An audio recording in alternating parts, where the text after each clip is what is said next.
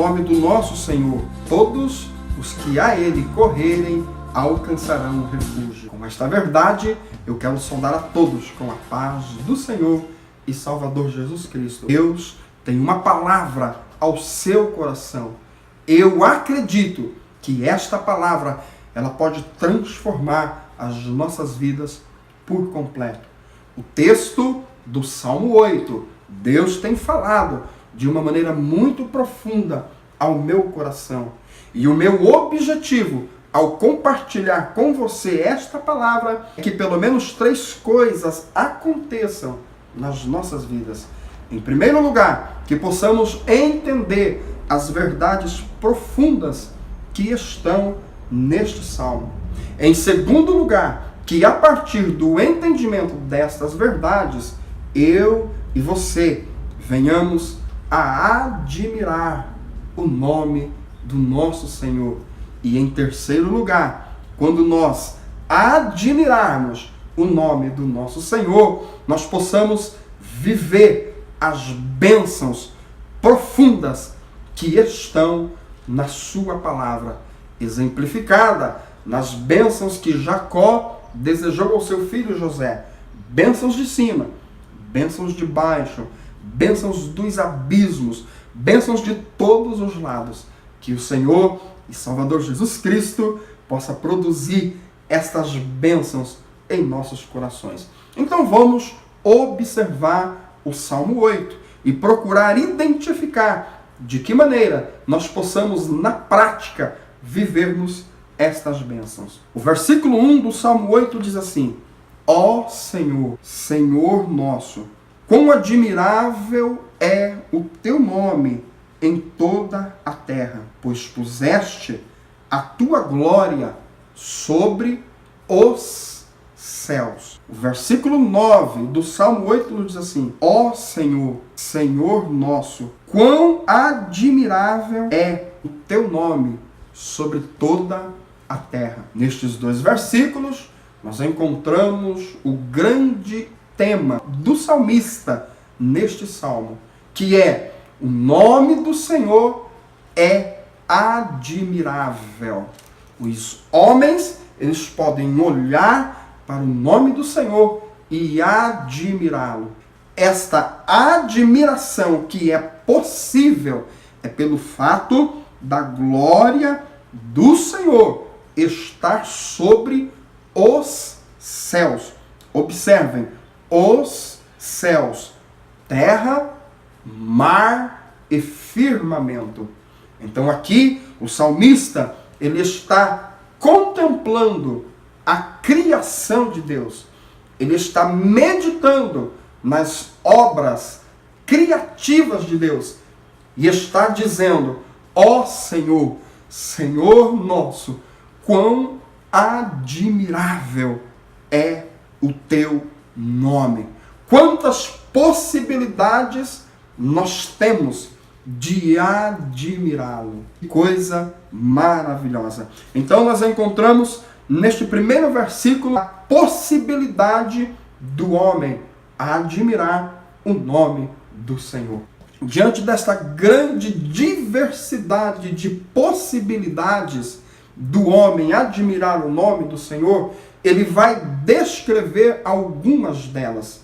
E nessa descrição, ele vai colocar diante de nós, pelo menos, em 4 pontos fundamentais que me levarão a admirar o nome do Senhor. Esses 4 pontos fundamentais apresentados pelo salmista são: a maneira que Deus trabalha com os seus inimigos. Em segundo lugar, o que Deus faz ao homem. Em terceiro lugar, a posição do homem na criação. E em quarto lugar, o domínio que Deus deu ao homem. Então vamos identificarmos neste salmo estes 4 pontos fundamentais com o objetivo de levar eu e você a admirarmos o nome do nosso Senhor e desfrutarmos das bênçãos que Ele tem para nós.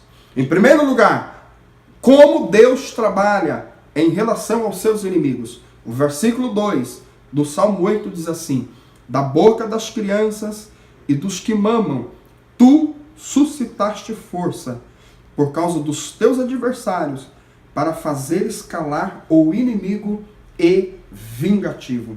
Observem o que Deus faz.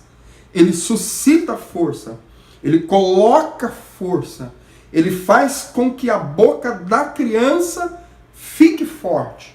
Só que tem um detalhe: esta criança é a criança que mama, ou seja, a criança pequena, a criança que não tem condições nenhuma de lutar contra um inimigo que é apresentado diante de nós com 3 características cruéis. Em primeiro lugar, ele é adversário, ele é inimigo e ele é vingativo. Ou seja, essa descrição é de um inimigo forte, um inimigo que monta estratégias para destruir.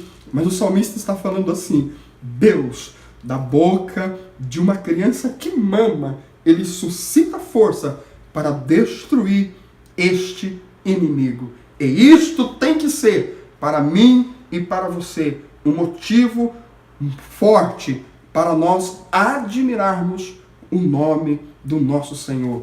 Não podemos nunca nos esquecermos que os inimigos de Deus são os inimigos da igreja. E os inimigos da igreja são os inimigos de Deus. Porque Jesus deixou claro que o mundo odiou ele e odiaria os discípulos. Mas que nesta oportunidade o Espírito Santo possa produzir entendimento no meu e no teu coração. Que esta primeira grande verdade aqui, que precisa me levar a admirar o nome do Senhor, é porque o nosso Deus, ele faz de uma criança que mama, ele pode destruir o pior inimigo que nós temos. Que coisa maravilhosa! A segunda grande verdade descrita pelo salmista é a maneira que o nosso Senhor age para com os homens. Veja o versículo de número 3. Quando vejo os teus céus, obra dos teus dedos, a lua e as estrelas que preparaste, que é o homem mortal para que te lembres dele, e o filho do homem para que o visites. Aqui o salmista está contemplando a criação. Ele está maravilhado diante das estrelas. Ele está maravilhado diante de tudo que Deus fez. E ele está dizendo assim: Senhor, quem sou eu em relação a estas coisas criadas? Quem sou eu, Senhor, perto destas grandes maravilhas que o Senhor criou? Mas aí ele diz a grande sentença. Ele fala assim, só que tem um detalhe: o Senhor se lembra de mim e o Senhor me visita. E esta é uma verdade da palavra de Deus. Deus se lembra do homem e Deus visita o homem. Isto aconteceu nos dias da rainha Esther. Deus se lembrou do povo, visitou o povo e livrou o povo.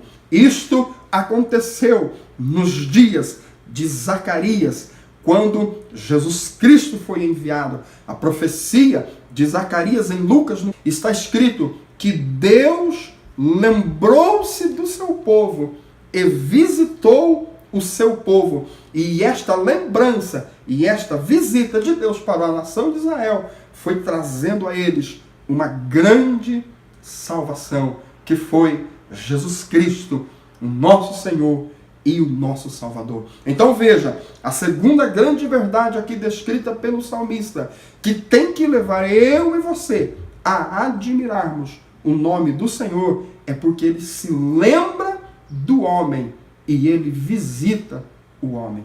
A terceira grande verdade descrita aqui, o versículo 5 do Salmo 8 nos diz assim: contudo, pouco menor o fizeste do que os anjos, e de glória e de honra o coroaste. Veja que aqui nós somos colocados na posição da criação que fomos criados, apenas um pouco menor do que os anjos. Só que nós fomos coroados de glória e de honra. Aqui tem uma referência às bênçãos que me acompanham hoje e às bênçãos que me acompanharão no futuro. Por que glória e honra? Porque nós temos a glória de Deus em nós. O fato de nós sermos a imagem e a semelhança de Deus. E nós teremos a glória de Deus por completa no futuro, quando nós formos transformados. Quando este corpo corruptível for transformado em corpo incorruptível, então haveremos de termos a glória de Deus completa em nossas vidas. Precisamos acreditar nesta verdade. E esta verdade tem que levar eu e você a nós admirarmos o nome do nosso Deus. Observem que ainda aqui no Salmo está escrito que nós também fomos coroados de honra.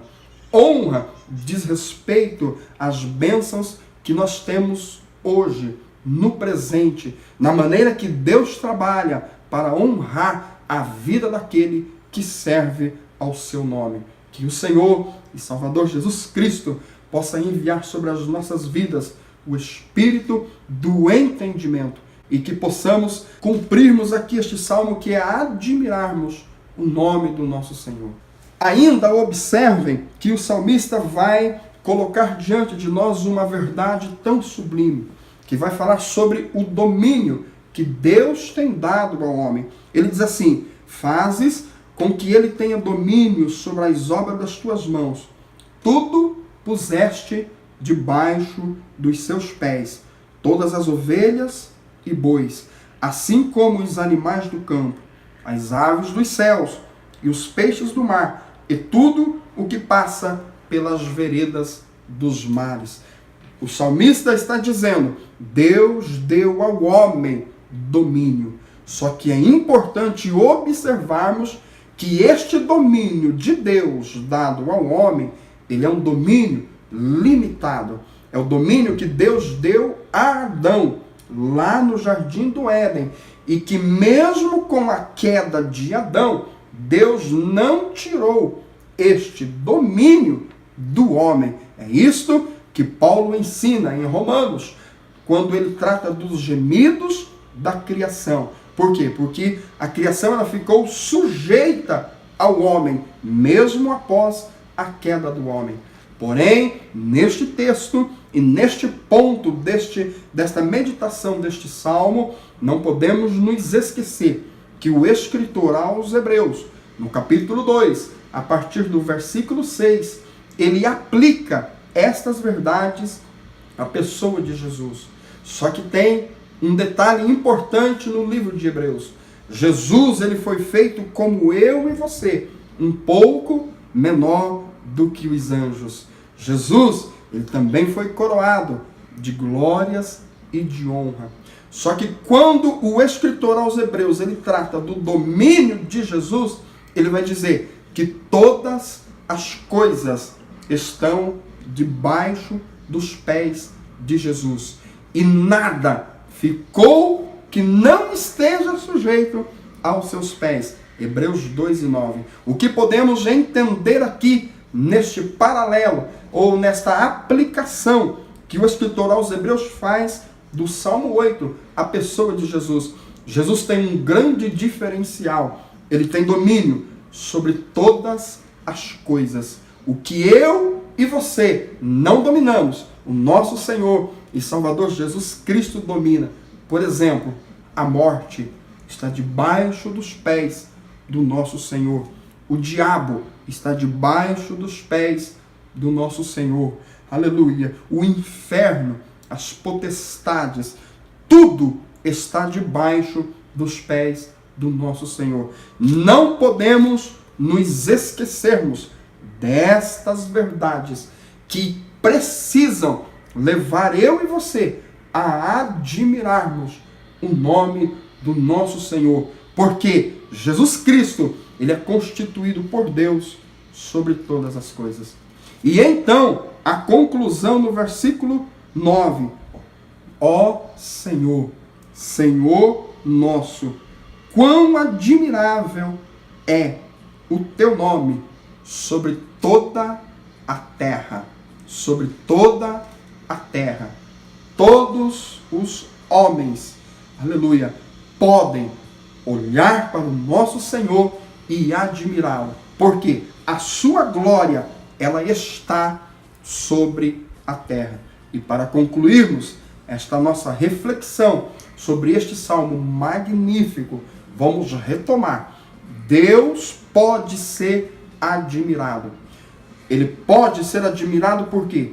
Porque a sua glória está sobre os céus. Ou seja, está na terra, está no mar e está no ar. A glória de Deus que está sobre os céus, o salmista nos informa algumas delas. Quais são elas? A maneira que Deus trabalha com os inimigos. O que Deus faz ao homem? Ele se lembra do homem e ele visita o homem. Deus, ele fez o homem um pouco menor do que os anjos e o coroou de glória e de honra. E Deus deu domínio ao homem. E isto é motivo de sobra de nós admirarmos o seu nome.